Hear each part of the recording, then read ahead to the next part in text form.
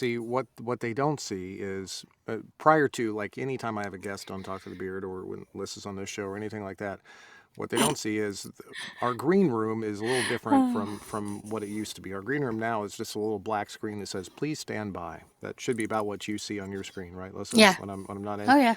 So about 10 minutes before the show, every time, I come on about 10 or 12 minutes beforehand. Lissa gets in our little VMix chat room, and I say, hi, how you doing? I'm about to start the stream. I start the stream, and I go away because I don't want to I don't want to miss the mind gold that happens from the impromptu discussions that Lissa and I have on the air.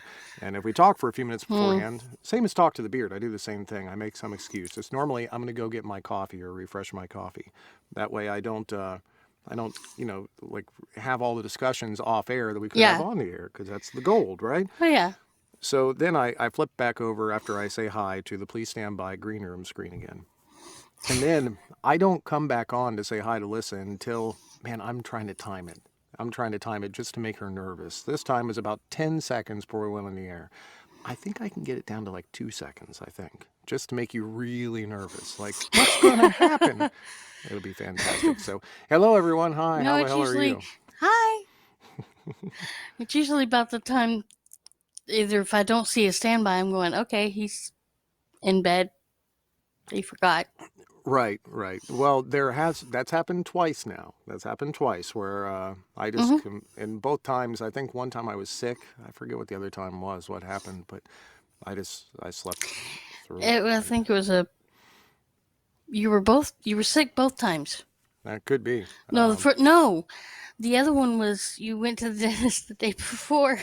Oh, that's right. Yeah, I was going to say, because I don't think I've only gotten sick like once in the last year, and that was a couple weeks ago. But yeah, either way, that's happened a couple times. But see, what I think should happen, my original concept for this entire show was that I did the show for a couple months, got you on your feet, and then you took over the show, and I could just back out. That's what I wanted to happen. I did not want to do the Ramblin' Nope. Gramblin' for years. That's just not, but eventually we're going to make that happen again. You're going to either Well, find it's yourself coming another up on a little... year. Yeah, exactly. So we need to either find you another little sidekick to go do this thing with, or you just need to do it yourself eventually. I don't know. That's the concept. It's the Lissa Gramlin show. It's not me. I don't do shit. Yeah, anyways. Anyway. Anyways. Yeah, I see a little tag thing down there. Yeah, hates hockey. It's because I don't hate it. I just don't like it. Hate is a strong word. No, it's not. Yeah, it's it not. is. No, your mom told you that. My mom told me that too. Hate's such a strong... No, it's not. It's just... I dislike something and I hate something is the same fucking thing, all right? That's all there is to it. That means I really don't enjoy it. So you hate hockey. I get it. We're working on a hockey story this week, by the way. We're working on an Ian Lindsay book. It's Breakaway, the MM Book 1. Working on that all week long. It's going a little slower than I wanted just because I've got roped into running sound at a festival this week all week long. But... Lissa expressed last night that she does not like... She's like, oh, a hockey book? Which just confuses me so badly. Well, it's half hockey, half ice skating. Right, but so you understand... it balances out. It doesn't... These are just backdrops for stories, okay? If an author does it well, and fuck, Ian Lindsay does it well. Ian Lindsay is a fantastic author. If the author does it well, it could have been... a sci-fi book, could have been a fantasy book, could have been a western, it doesn't matter. It's just a backdrop to tell the story. That's all there is to it. These are typically, they're just sports as a backdrop. It could have been football, could have been baseball. Fuck, I work on another Ian Lindsay series. It's a baseball series, and you were perfectly fine with that. But for some reason, if you mention hockey... Other sport, I don't get it. I don't understand it myself. Okay. So, I mean, I don't watch hockey... by myself. I don't even watch hockey anyway. So I guess having a hockey book, I just no. Okay, so I'm sure there's great ones out there, but let's put this in a different scenario. Okay, a sci-fi book. Now you like Star Wars, I know that, but for the most part, Star Wars is a fantasy. It's not really sci-fi. It's set in space, but it's not really sci-fi. It's not like they're explaining spaceships and shit like that in it. So let's put this in a scenario of tentacles. I don't know if you know anybody that felt like they didn't like tentacle books in the past before. Yeah, exactly. So Me. a tentacle book is just another way to express, dare I press this point, love. The tentacles are about love, and it's just so you realize that, oh, okay, it doesn't really matter if it's tentacles or not. It could be anything. It could be a shoe. It doesn't really matter. It's just a way to tell a story about love. Same thing with the hockey Well, thing. you kind of saw how long it took me to get into impreg. It Another took way about to, almost 2 years, sure, sure. I think. And so let's explore this. What changed your mind about impreg? Susie Hawk. Why? I think it wasn't Susie Hawk. It was Lynn Gala. It was the Earth Husbands Are Weird. Mm-hmm. The first book you did in that one series, and Or, I decided to give it a try and found out that it wasn't as graphic as I thought it might be because I couldn't ever wrap my head around it. I'm like, right. what's the point in having a male get pregnant? He can't. Where does it come out? But But it turns out in it most just didn't. impreg books, it just doesn't matter. They don't really get into that at all because that's not the point of an impreg book. The point of an impreg book is not a male pooping a baby. That's not the point at all. The point is the social constructs that can be explored behind that concept of inequality, of obviously baby rearing and that sort of thing. It's the social constructs that can be explored. It doesn't matter where the baby comes out of. It really doesn't. Trust me, I thought it was weird too. But same thing exactly with hockey. Now I want you to wrap your brain around this for a second, okay? It doesn't matter if it's hockey, if it's football, if it's baseball, if it's anything like that. I'm going to tell you a little secret here, all right?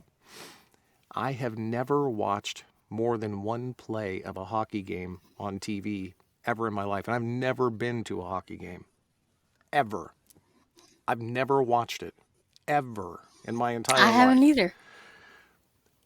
I'm acting a hockey book right now. Does that make so? It's not that you have to understand it. You don't. You just really fucking don't. It doesn't make a difference. It's just a wrapper around a story. And let me give you another analogy here. It's like We'll get to these books eventually. It doesn't matter what wrapping paper is around the present. It's still a present. It doesn't matter if it's hockey, doesn't matter if it's football, doesn't matter if it's baseball, soccer. It really makes no difference. It's just the wrapping around a romance story which you love. So, I challenge you. We're working on this book right now. I know you haven't been a part of the entire session or anything like that, but I challenge you to purchase a hockey book, preferably one that I've narrated, and listen to it. I've done more than a few at this point. And give it a shot. Just give it a try. You think you can do that for us? Yeah, I'll do that.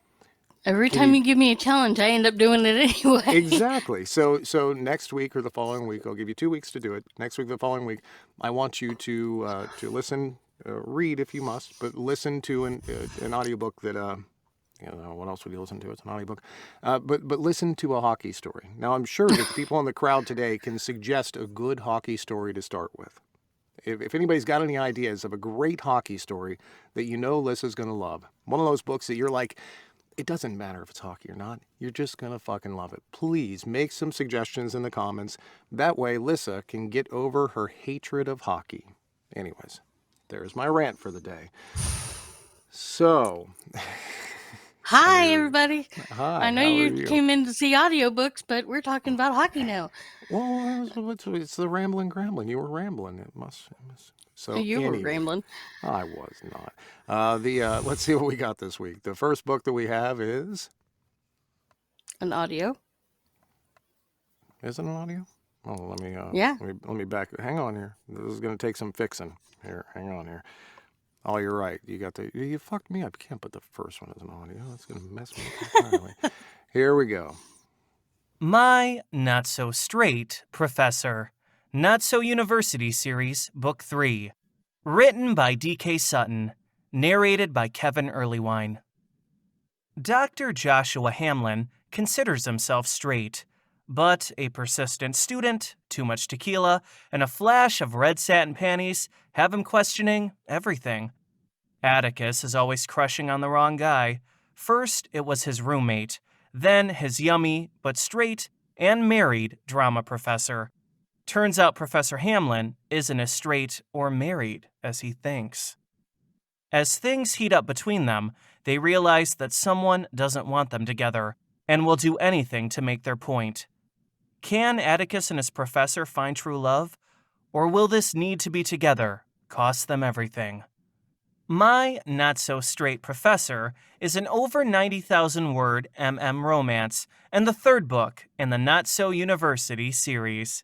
It can be listened to as a standalone and has an HEA and no cheating. I'm betting they do actually find love. I mean, that's my take on it. So that one came out on the 11th. And that was thank actually, you. yeah, and that was actually a last minute thing last night because I had forgotten that Kevin came out with one. And I normally ask him if he does. So I was like making sure I had gotten everything, graphics included. Is that a What? big? Well, on your wall back there, is that a? What it looks like? Okay, you got rid of the Willie Nelson thing, so now you've got it's like a huge, what is it, clothesline clip thing on the wall where you can. Is that what that is, or is it some sort of wishbone? Is that the wood Oh thing? no, it's a guitar strap. Mel found it somewhere, and it was it's a rainbow strap thing, and she thought I would enjoy that, or I would like it, so Well, she there got you it go. for me. Or you can hang your clothes with it, one or the other, I guess. Anyways, congratulations on the release, Kevin. Thank you for sending that in. Next, we had Release Me. Duff Coven Book 1 by Jada Marks, narrated by Eddie Herrera. and that one came out on the 11th. And the next one I do believe is also an audio clip. Let me set this up. Here we go. Hey everyone, this is Liam DeCosmo. I wanted to talk about a new book that I just narrated called Denver's Calling by J.J. Harper. Now, this is the first book in the Cooper's Ridge series, and it follows three main characters, one of which is Denver, who just goes through a harsh breakup of a long-term relationship, and he loses his life, his career, and the bright future that he had planned as he has to move back to the town that he grew up in, of Cooper's Ridge, and reside at his parents' ranch. Now, he knew it wouldn't be easy to return to the small town he grew up in as an openly gay man in what was typically an unaccepting town. So when he meets up with an old high school friend, Kez, he's shocked to find that he's in an openly gay relationship, something that Denver never thought would happen. So what surprises him more is as he develops his relationship with Kez, he also develops a relationship with Kez's partner. Now there's a lot of twists and turns as we see how that relationship develops and whether or not the town will accept them not just as a gay couple, but potentially as a throuple. So he finds his life falling into place because of the two men, and now is it possible that he found his forever in a place that he never expected it? I hope you enjoy the book. You can find it on audible.com. Cheers. Unfortunately, that he wasn't actually playing a chord on the guitar there, but it was almost a D chord. It was almost, but he just wasn't quite there. So that always Okay. drives me in movies too. Sometimes, like when they're having guitar players and they're like you can always tell immediately, like, well, that dude doesn't play guitar. Oh, speaking of movies and TV shows that don't do or do whatever, what bugs me the most with movies and TV shows Could is you they're say lighting up. that you hate it? No, I'm just I checking. strongly dislike it. Jesus fucking Christ. They light up a cigarette, take two puffs, and just like get rid of it. I'm like, well, why did you light it in the first place? There you Don't go. waste See? the cigarette. No, I understand. It's the same with me when I'm going out to dinner with somebody. This happens at GRL a lot, where people will order alcohol and they'll get a drink and they'll have like 2 or 3 sips of it. Then they'll just let it sit there. And then, like at the end of dinner, they haven't finished that drink. Could be a glass of wine, could be a beer. And I'm like, what the fuck are you doing? Why do you, like, why? Why did you do that? It's alcoholic brain. So that's also how I know that, because trust me, I understand smoking very well. Yeah, you don't want to waste that cigarette. There's no fucking way. Anyways, that one They're also came out expensive on nowadays. yeah, no shit. That one came out on the 12th, and congratulations, Liam and J.J. Harper. Looks like a lot of people are looking forward to that. Next we had... What did we have? Okay, The Professor's Date, The Script Club Book 5 by Lane Hayes, and narrated by Alexander Sindis. That one came out on the 12th. Then we had... The Perils of Intimacy by Rick R. Reed, narrated by David Allen Vargo. That one came out on the 12th. Then we had... Got Me Going, Vet Shop Boys Book 5 by Casey Cox, and narrated by John Solo. That's me. Book 5 came out. Yeah. Cool. Awesome. Then we got Book 6 coming up pretty soon here. Then we had the final audio clip of the day. And this one is by me. Hey everyone, this is John Solo. You just heard me talking with Lissa, and now I'm talking on a recording because I am here to promote a book. That's right, we had a book come out. This is Baby and the Enforcer, Shift to Rescue Book 5 by our other favorite Brit, Victoria Sue. Here is a summary. How many times did you get beaten down before you stayed there? That was not beaten off, by the way. That was beaten down. Charles had survived abject cruelty for 20 years, the loss of his babies and any family. Now, when he was in what was supposed to be a safe space, he didn't think he could take one more hit. Fox Turner, so named because he played fast and loose with those that saw him as easy, was really hiding a betrayal he didn't think he would ever recover from. Can two damaged souls ever make a whole? Or will the sins of their fathers make them turn away from each other in the hope and love they might find? I bet they won't. I mean, I've read a few of these books in my time. I'm betting they get together. I'm betting they fuck. They probably flip. I'm betting. But, I guess I've read the book. No spoilers or anything. Thank you guys. Love you. Enjoy. And nanu nanu. There we go. And then they have a baby. And they have a baby. That's right. Which we've learned is actually not a bad thing. There's nothing wrong with it. It's a social construct. No, there's nothing wrong with having a baby. Exactly. Well, I mean, nah, they're well. actually they're expensive as fuck. They eat all your food. They spend all your money. Then they move back in. But other than that, it's not so bad. Anyways, I digress. That one came out on the 15th, and congratulations, Victoria Sue. And safe travels, by the way. She just traveled overseas, and hopefully everything is going to turn out okay, and she'll be back just fine. Anyways, the next we had... Like I Promised, Heather Bay Book 1 by Charlie Novak, and narrated by Dan Calley. That one came out on the 15th. Then we had... A Kiss to Revive Me, the Magi Accounts Book 1.5 by Michelle Notaro, and narrated by C.J. Storm. And that one came out on the 15th. Then we had... Low Down by Tanya Ayers, and narrated by Atungi Fassaranti. Yeah. She actually has in the notes here, because I'm pretty sure Tracy helped her. She has it like sounded out And shit, Cheryl. which is exactly how I do it, by the way, too. So don't feel And bad. Google. Yeah, that one came out on the 15th. Then we had Amos Ridge, narrated by B.L. Maxwell, written by B.L. Maxwell, and narrated by Curtis Michael. Oh my goodness, words are I hard. didn't get a single thing in there right. That one came out on the 15th, too. Then we had... Wait, what was that? The first 12? Okay. Yeah, the first 12, Better Together Universe Book 3 by B.L. Maxwell, narrated by Curtis Michael Holland. Was he in 16 Candles? That one came out on the 16th. Then we had... Marriage is Murder. Okay. Sawyer and Royce, Matrimony and Mayhem, Book 2 by Amy Nicole Walker, narrated by Tristan James. It's not wrong, by the way. Then we had... 6 Months by B.L. Maxwell, narrated by Douglas Wilkin. Jesus Christ, was there a sale on audiobook narration this week or what? Well, the next 3 are all from one series. That's fantastic, though. Congratulations, B.L. Maxwell. That one also came out on the 16th. Then we had... Off Balance, Painted Bay Book 1 by Jay Hogan, narrated by Gary Furlong. That is reminiscent of the cover. It's very reminiscent of those books that Nick J. Russo did, where it was like every cover was yeah. the same, and they were all from behind. But I swear to God, this is the Yeah. same dude. It's a good No, looking it's cover. not, I'm not actually. making fun of it. But it kind of reminds me of that, which is hilarious.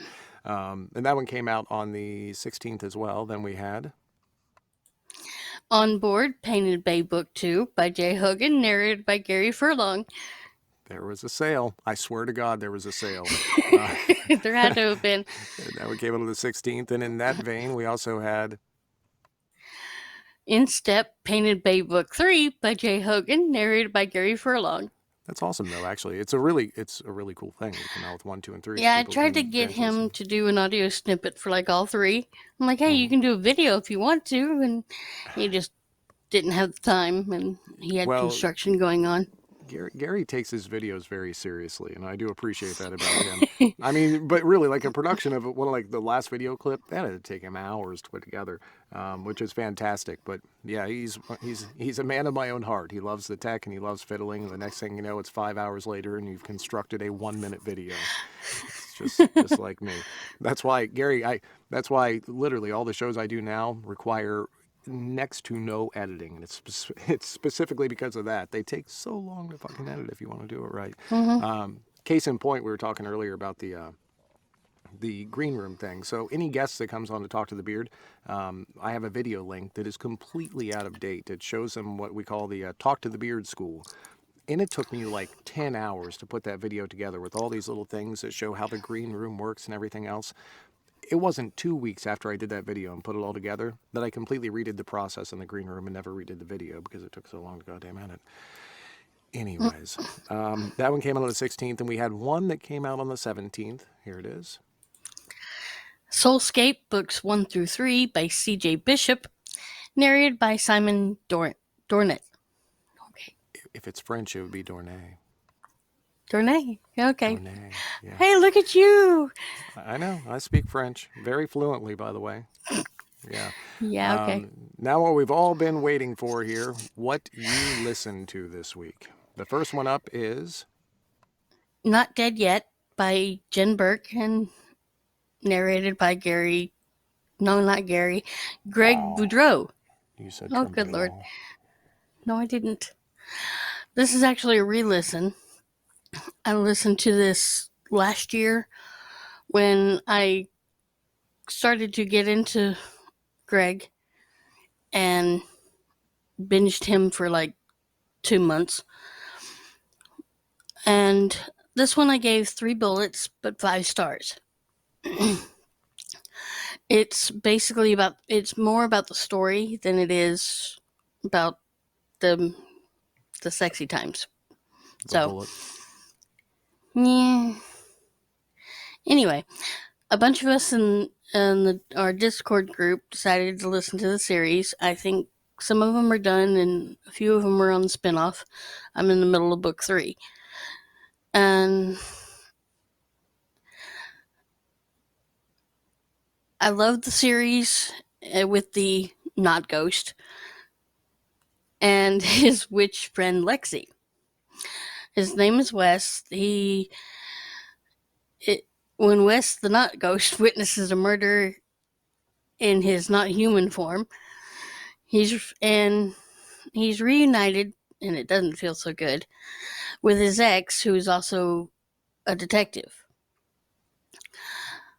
Greg and Jen did an amazing job with this. I loved everything about it, and toward this may be a spoiler for those who haven't read it or heard it, but I'm hoping everybody has.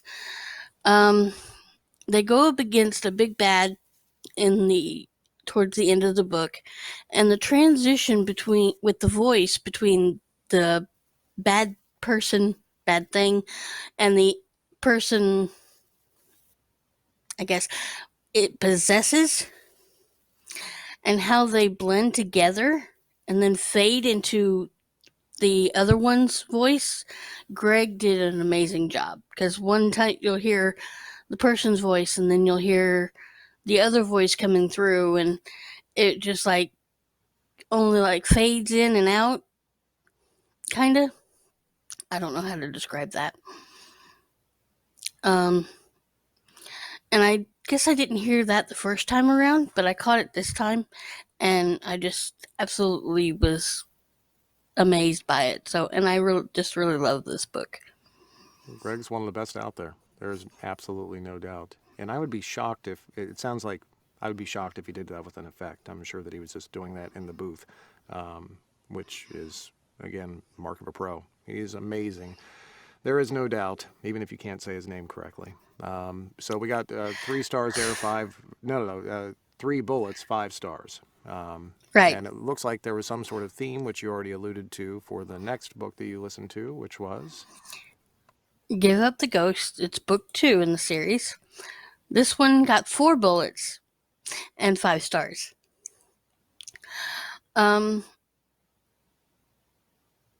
This is still with Wes and Hudson. Hudson's the ex turned boyfriend. And there's a lot going on. After the first book, Wes finds out something that's happened to him. And of course, he keeps it from everybody until it all blows up in his face. And somebody else is trying to capture ghosts and do bad things with them for some odd reason. I enjoyed this one as well. And just like with the first book, I caught some things that I didn't with the first listen. But Jen just did a super amazing job with this, and Greg is just amazing.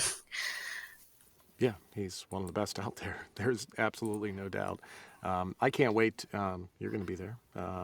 He's going to be GRL with Michael Fulolo and me, and we're going to do the audiobook panel on Wednesday night from 7 to 8:30, and I can't wait. And what you should do, because they're taking questions, Jay from... Jay is, everybody knows Jay. She's moderating. So before the event, if you're sitting in the crowd, you can give her a question or two for Greg. See that? So if you have a question, you can, and I'm sure you and Jay are, I don't know, you know everybody. I don't know Jay. What? Well, I don't know Jay. Well, then now you're going to have to make an introduction. Which would be like the next thing you do. You'd be like, I'm going to instant message Jay. But yeah, if you get some questions for Greg, you can slide those in and you can have them answered to GRL, which would be freaking fantastic. Now, I'm going to have a hard enough time trying to speak to the man. Well, I mean, you're not going to speak to him directly there. Yeah, joyfully, Jay. Thank you very much, Sandy. I mean, if I do meet him, I may just hide behind Cheryl. Sure. Yeah. I mean, I mean, he's very accessible as far as that goes. But I'm saying at this panel, you won't meet him directly. You'll be in the crowd. But afterwards, I'm sure you being you, you're gonna make buddies with him, and pretty soon you'll be planning out children. And I don't know what you do, but somehow everybody knows you. Anyways. No. No kids. It looks. No. Well, kids are very painful. Or is that suicide? I forget MASH. But anyways, it looks to me like you did. Were you reacting to my stomach or my suicide line there? I can't remember. The suicide line. You know, the suicide is painful. Yeah, I know the song. Yeah. So it was a song. Just the way you said Jesus, it. just calm down, I know. man. I was not suggesting if you have children that's what needs to. I mean, so we had 3 books that you read this week, and it looks like all were in a series. Here we go. Let's get to these. And all by Kelly Fox. I was on a cowboy binge. Did you say Fox? A Kelly Fox. Okay. It kind of sounds with your accent like you're saying, okay. Yeah, okay. First book is called Good Night, and it is an audio, but I wanted to read it because I've got an arc from her, which is like I guess a spinoff of this series. So I wanted to read this series before I got into that. The first book was a bullet breaker. Hey-o. And it follows Sam and Trip. Sam is from Full Contact with the Wreck Guardian series, when that Omar and Anders rescue from a rest stop after he tried to solicit them because he was whoring himself out. He is now a cam boy on OnlyFans, living with Mama and Papa Bash. And Trip is the cowboy living next door at the ranch, and they develop a friendship after Trip rescues Sam from a snake thing, rattlesnake issue. And it slowly turns into more. I did listen to Blake, or Drew, or whatever you want to call him, when he was working on this, and he did sound amazing, and I will eventually listen to that, but I wanted to read it. And the sexy times were just amazing, and Kelly outdid herself on this. Nice. So that one was a bullet breaker. Then we moved to book 2. I gave this one 5 bullets, and it follows the foreman of the ranch, Sparrow, and a hurt rodeo cowboy named Luke. And one of my favorite tropes, it's enemies to lovers, so I knew I was gonna love it, and I did. Sparrow hates the rodeo and everything it stands for, and Luke's just one of the biggest stars of the rodeo, ends up getting injured, laid up for a while, but then wants to recuperate somewhere quiet-ish, and ends up at the ranch to help out and get better. And from the jump, Sparrow just really didn't like Luke, and of course Luke couldn't keep his eyes off the Sparrow.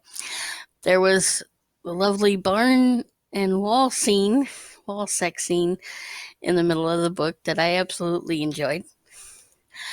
There is shibari involved in this one, and like I said again, shibari, rope play. Oh, so you know what it is. It's not okay, I'm just making sure. No, but Kelly is doing a fantastic job with this series altogether, or did a fantastic job.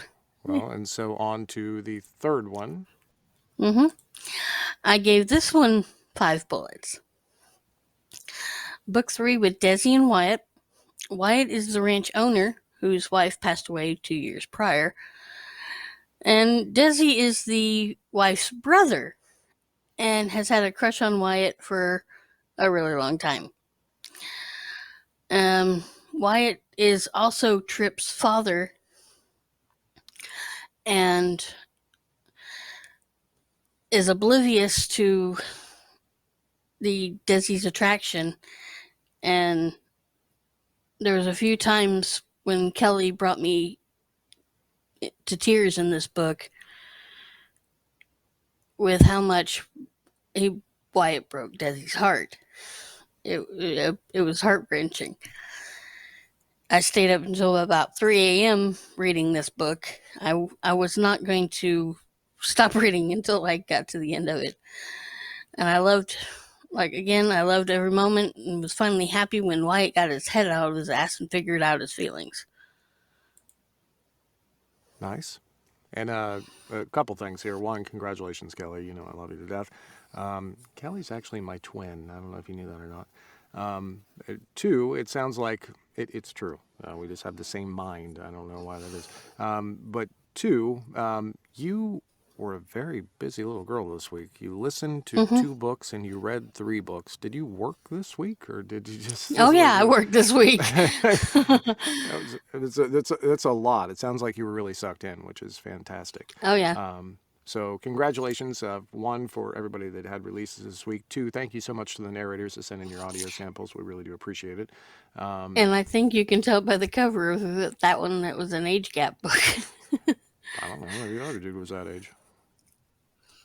Can't tell by the cover. If one guy's on the cover, is that all I could tell was that he's incapable of fastening his shirt, and I'm not sure if that's because of his large pectoral muscles or what, but just had to show that little bit of, anyways. But He's got 3, a nice chest. I want to remind everyone that we're giving Lissa a challenge this week to listen or read a hockey book. So if anyone has any suggestions on the hockey book that Lissa should listen to or read, please give us your best suggestions in the comments. Please do so. And we're going to follow up on that in the next week or 2 and see which one you listened to or read, and we'll see what you think of it. All right? So thank you, everyone. Enjoy. Have fun. We will see you all next week. Good luck. Bye.